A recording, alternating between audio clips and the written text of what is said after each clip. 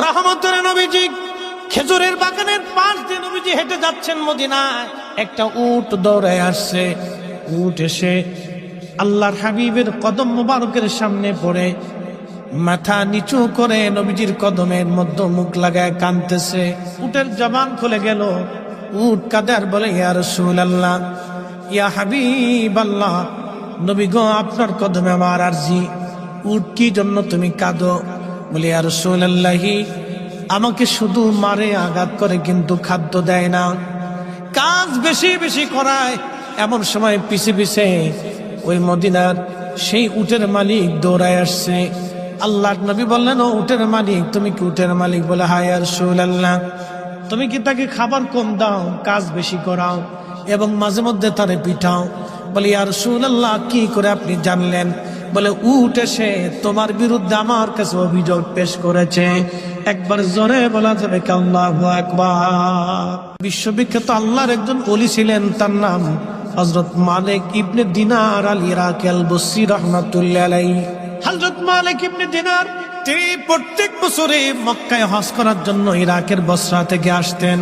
এক বছর তিনি হজে আসলেন, হজ শেষ করলেন।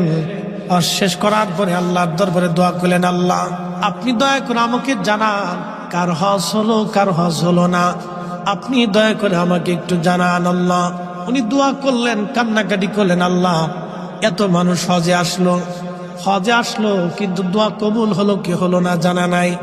আল্লাহ রাব্বুল আলামিন রাত্রিবেলা হযরত মালিক ইবনে দিনারকে স্বপ্ন দেখাইলেন, মালিক রে, সবার হজ আমি আল্লাহ কবুল করেছি, সবার জীবনের গুনাহ আমি আল্লাহ মাফ করে দিয়েছি, কিন্তু একজন মানুষের দোয়া এবং একজন মানুষের হজ আমি আল্লাহ কবুল করি নাই, এবং একজন মানুষকে আমি আল্লাহ ক্ষমা করি নাই।